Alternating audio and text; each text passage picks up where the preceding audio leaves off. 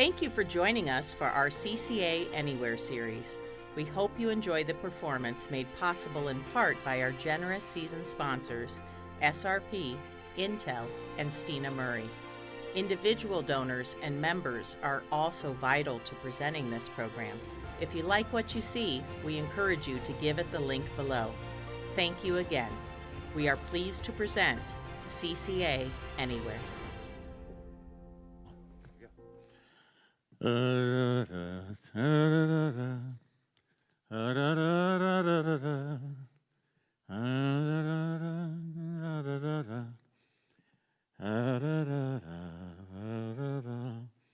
Welcome to CCA Live Series Anywhere.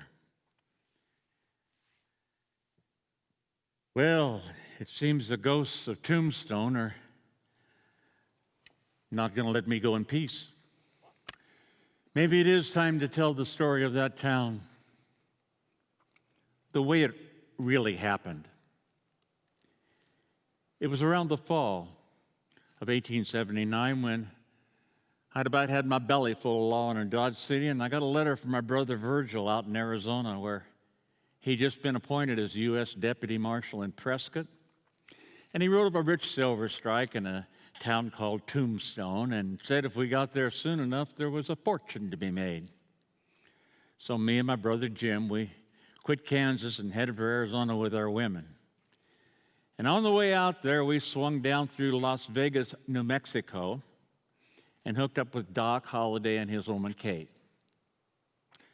When we got to Prescott, my brother Morgan and his wife Louisa came down from Montana, and we all headed for that rich silver strike in Tombstone.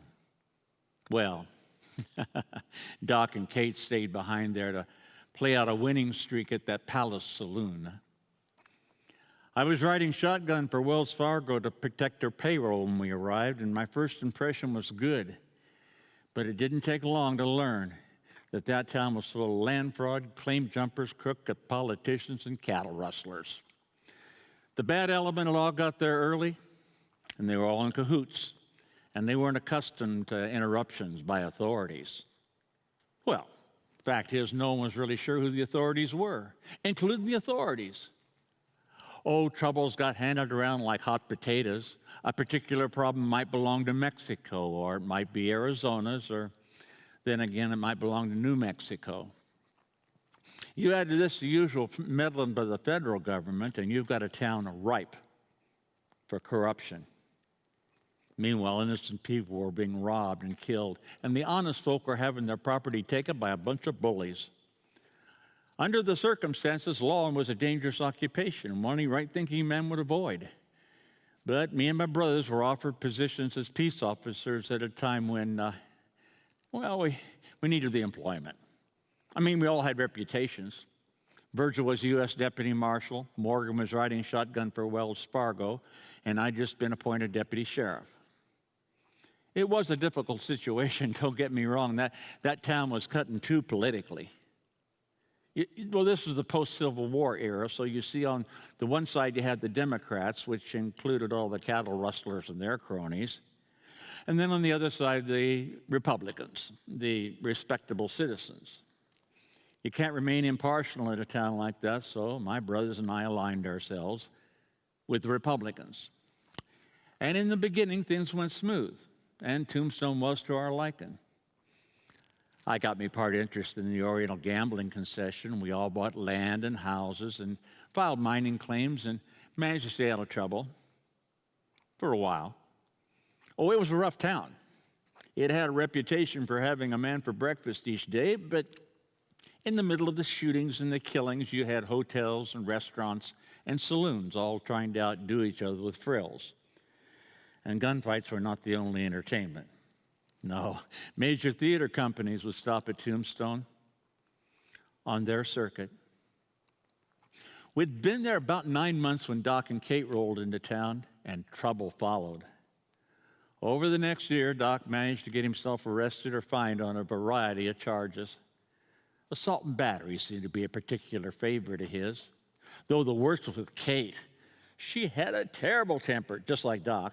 One night they were drinking and fighting, and she accused him of being a part of that Tombstone Benson stage robbery and murder.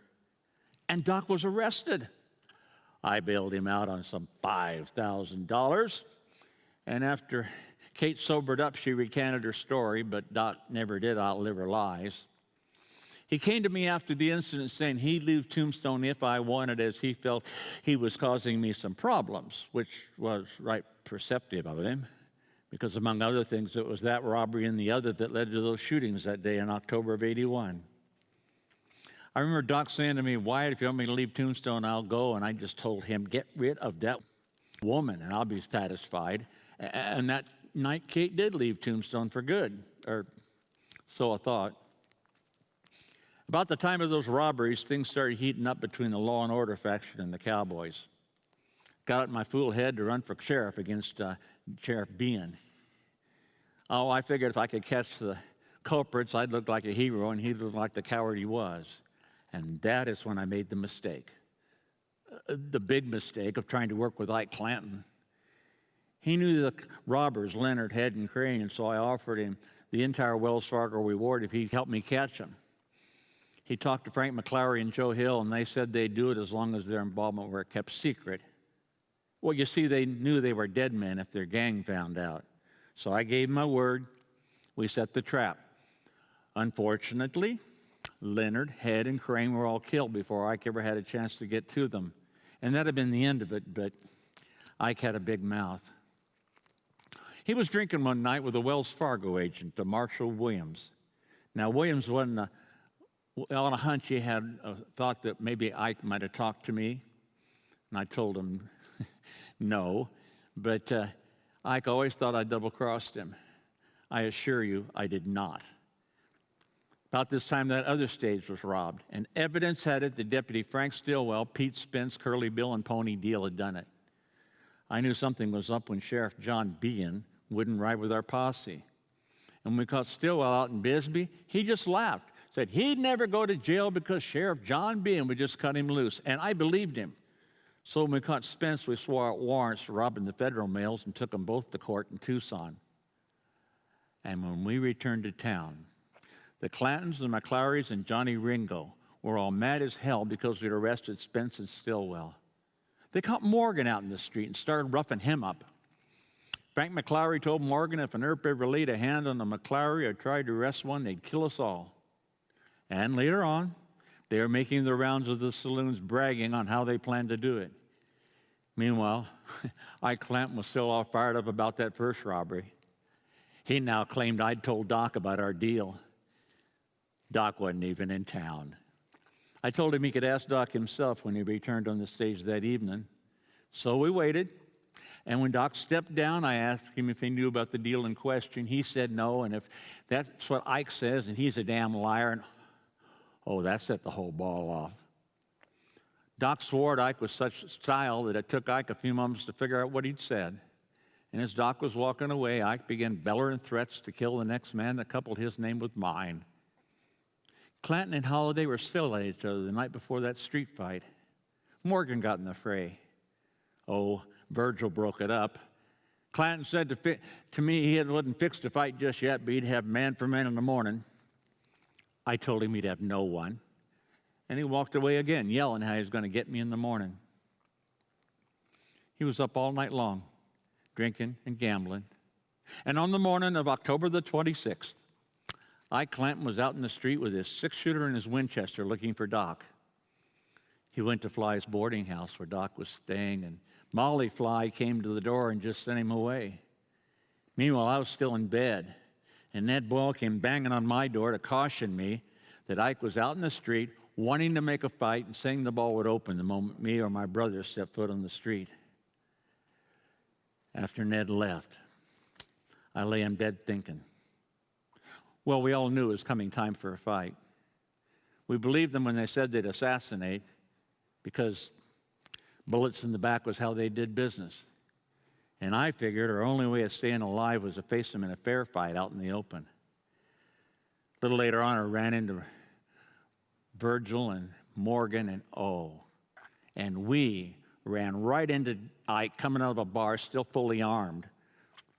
Virgil asked him if he was hunting for him, and Ike said yes, and had he seen him a moment sooner, he'd have he'd have killed him, and then he swung his Winchester toward Verge, but Verge was quicker. He just buffaloed him with a 6-shooter. Buffaloed. That's when you hit a man upside the head to get his attention. After we relieved Ike of his weapons, we took him off to court. Virgil went for Judge Wallace, and I continued to bellow his threats and accusations.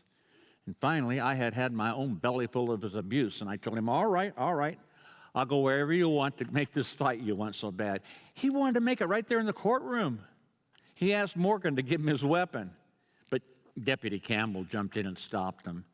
And then Wallace appeared and charged him for carrying a concealed weapon and fined him $25. But as we left court, wouldn't you know it, I ran right into Tom McClary. We came face to face. Oh, he was looking for Ike. He said to me if I wanted to make a fight, he'd go anywhere to make it. And I said, fine, Tom, make it here. Slapped him with my left hand, and as I drew my gun with my right, I said, jerk your gun, Tom. And when he didn't, I buffaloed him. And then I went off and had me a cigar.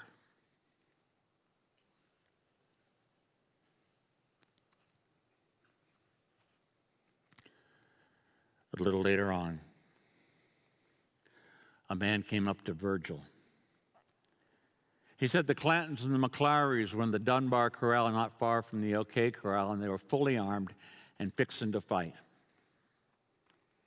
Virgil asked me and Morgan to assist him, and Doc insisted on coming along. Now, I know as we walked down there, we all knew what we were facing. Virgil was going down there to disarm those men. Doc and Morg, not a clear head between them. But as we turned the corner in 4th and Fremont, there stood Clantons and McClarys and Sheriff Bean on a vacant lot between Fly's Photo Gallery and the Harwood House. This is where that street fight occurred. Get it right. The OK Corral was on Allen Street. None of us ever got that far. Sheriff Bean ran up to us, said he disarmed those men. We could see it to be a lie. There stood Frank McClary and Billy Clanton with their weapons in plain sight. So we shoved on past them. Virgil ordered, throw up your arms. We have come to disarm you.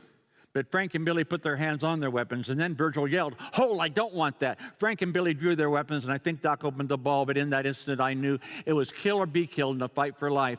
Billy leveled his gun at me, but I had Frank McClary because I knew he was the more dangerous shooter, and Billy and I fired about the same time. Some 4 shots had gone off when Ike Clanton ran over, and he grabbed me by the left arm. I could see he wasn't healed, so I shoved him off. And I said, this fight's commenced, get the fighting or get away. And with that, he ran off like the coward he was. In less than 30 seconds, Frank, Tom, and Billy lay dying.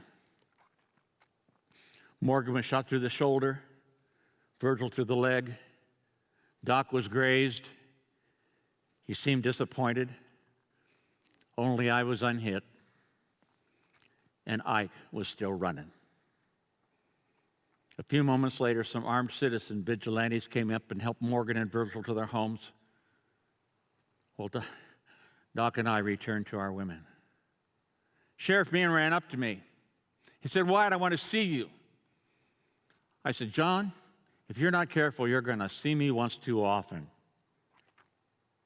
Ike Clanton was taken into temporary protective custody to prevent his lynching. I had hoped things would settle down, that we could get back to our business, but it wasn't to be so. No, violence has its own momentum.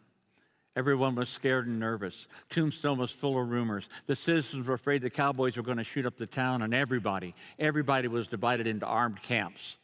To some folk, me and my brothers were heroes, while to others, cold-blooded killers. A few weeks later, Ike Clanton was released. He immediately filed complaints against us all, and warrants were issued. Now, only Doc and I were arrested as Virgil and Morgan were still confined to bed. And even though our bail was set at some $10,000, it was quickly raised and we were soon released.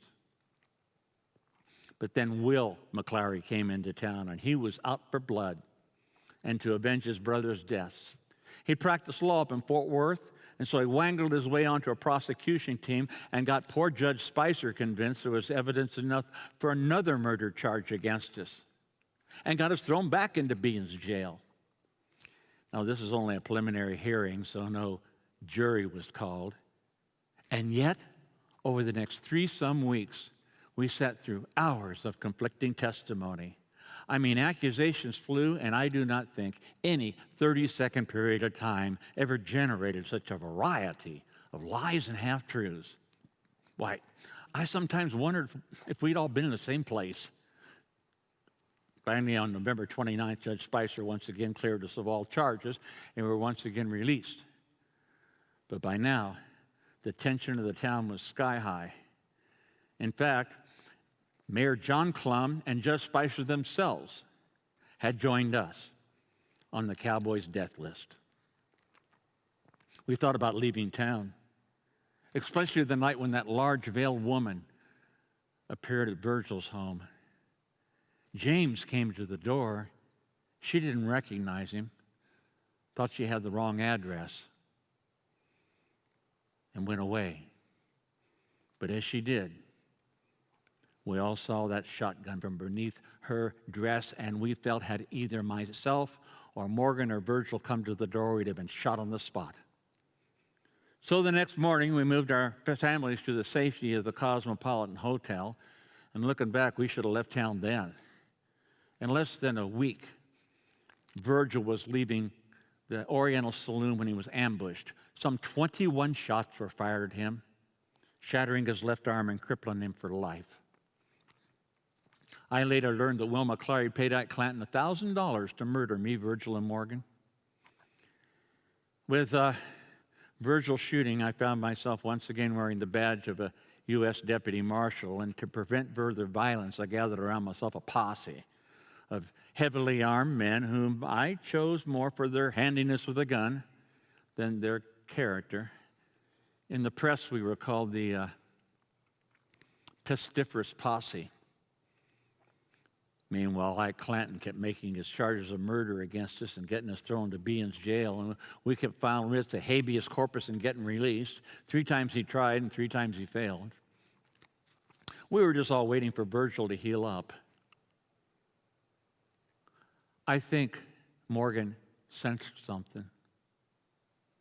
On March 18th, he told Allie, Virgil's wife, that he just wished we could get away from town that night. You see, that was the night when Morgan, Doc, and I went to theater over at Shefflin Hall and stopped off afterward at Hatch's to play one final game. We'd only been there a short time when those bullets came crashing through the window. Morgan was shot in the back, his spinal column was shattered, another bullet just missed my head. We carried him into the saloon, and we laid him on a couch. He lasted less than an hour. He asked that we tell the folks goodbye for him, that his legs be laid out straight, and his boots taken off. He'd always said that a man should die with his boots on if he died in a fair fight.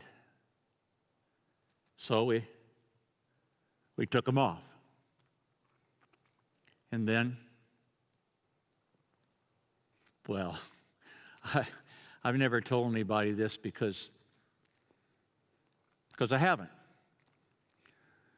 Morgan had always had a curiosity about things of a spiritual nature.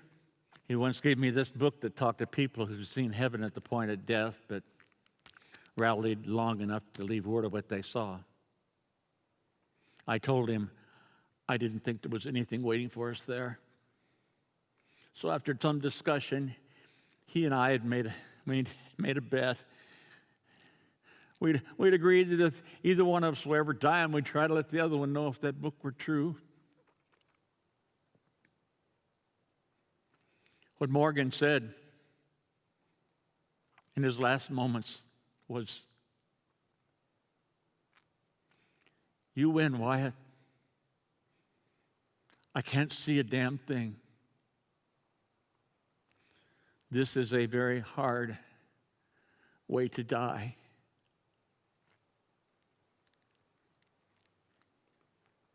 Then he died. The clock, in a matter of minutes, it was midnight. My 34th birthday. And I knew, as I saw them carry my brother away, that from that moment on, I would make my own law. Doc went berserk. He kicked in the doors of several private homes looking for Sheriff John Bean and Will McClary. He knew they were behind it, and I knew had he found them, he would have killed them on the spot. The next morning, we made preparation to take my brother Morgan home to our folks in California. Joining us, my brothers James and Virgil and Kate, a couple members of the posse,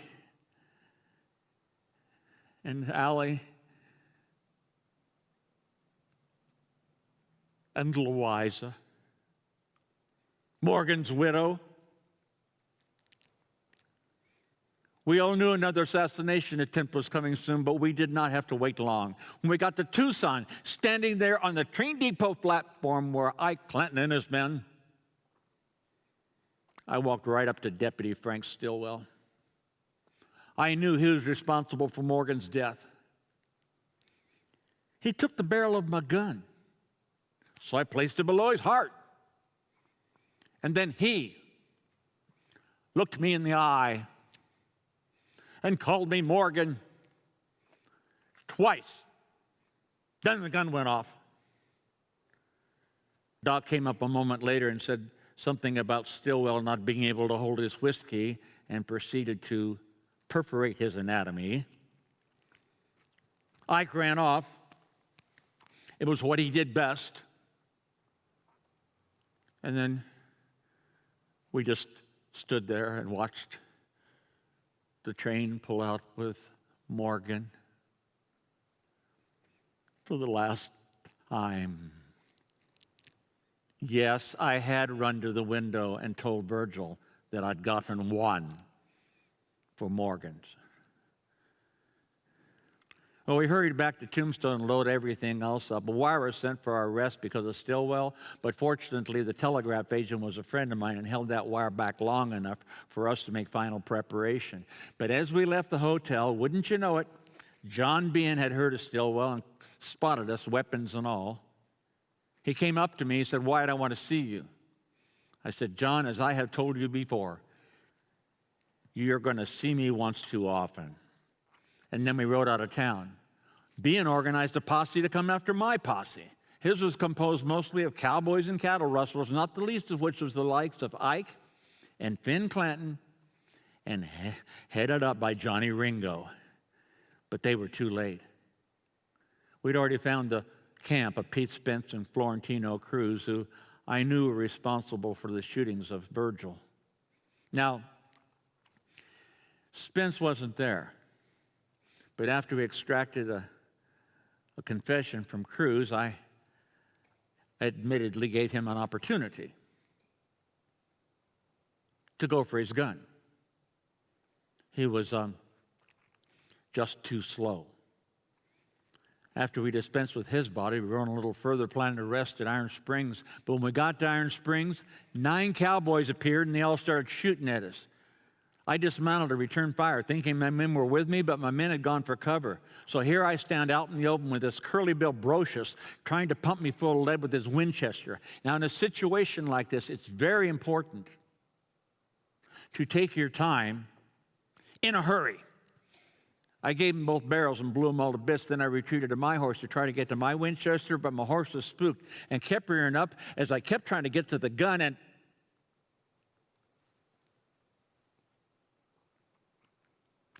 what happened next? You will never see in the movies.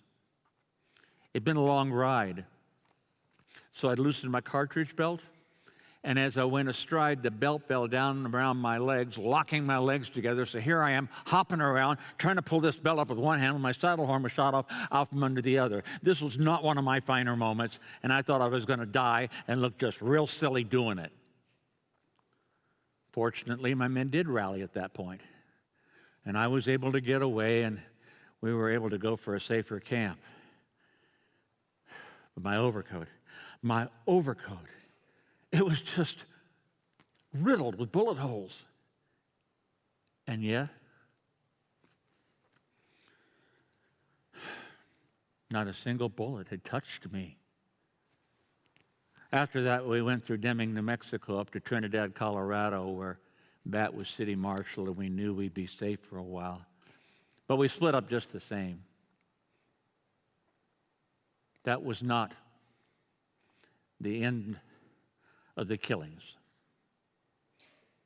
My youngest brother, Warren, was murdered in Willcox, Arizona, in 1900 by a member of that same crowd,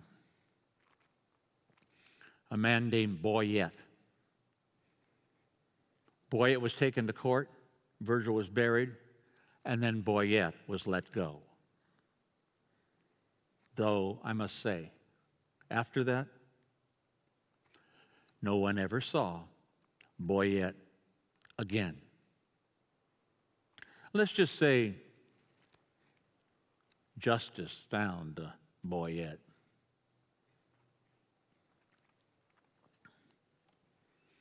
Bean, he kept trying to get us extradited to Arizona. It didn't work, though. I saw him a couple years after that. What'd I do? I slugged him. Least I could do. Don't bear him no malice now. Don't dwell on the past. Move on to more cheerful things. Let it go. That's my philosophy. I'd rather dwell on my friends than my enemies. Though, you know, it is your enemies that make you strong. You know what I miss most? The desert. Oh, this city life's all right, but all the real living was out there in the desert. I mean, there wasn't a time go by when we were wandering around out there that wasn't filled with anticipation and seeking. That's what life is all about, the anticipation and the seeking. But those days are behind us now. I found that age makes a man stay put. I do a lot of reading nowadays. Well, I always have. I never had much formal education, so I've always read about everything I could lay my hands on. I used to go to a lot of theater, too. Oh, I once saw Lily Langtry, and As You Like It. I earn what I eat and I get what I wear. Oh, no man hate, envy no man's happiness, glad for another man's good, and content with my harm. That Shakespeare was a wise man. Amusement? Oh, I catch a poker game now and then when Sadie isn't looking. And when she is looking, I read the Bible. She calls it hedging my bets. Oh, no, I do enjoy the movies, especially those Westerns. It is downright strange to sit there in the dark and see those fellas up on the screen having so much more fun than we ever did. And you know, the ones wearing badges, they don't even get dirty.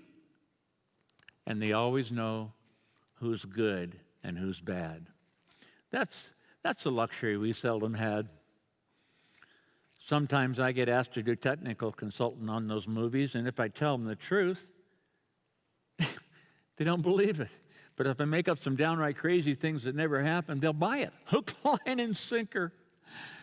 Sometimes I think those Hollywood folk are just fools. Well, except for my friend Tom Mix and Hart and that playwright Meisner. Anyway, it seems as I listen to my story, there's been an awful lot of blood and too much of me. But when a man spends half his life on the frontier, he's got a lot of time to think to himself. And I sometimes think it's not what we did, but what we might have done that haunts us. But those certainly were interesting times to be alive. Well, not right now, it's bad either. I like progress. Oh, I just got me a new automobile parked right out front there. Take a look. Isn't it a beauty? Well, Studebaker. Oh, don't get me wrong, I still love my horses. But if a man doesn't move ahead, he gets left behind cleaning up after those horses. Sadie here is going to see you out, and I truly hope you got what you came for. Oh, one more thing. I do not care if you tell a nice story. Just don't tell any damn lies. Vaya con Dios, young man. Vaya con Dios. Da, da, da, da, da, da, da.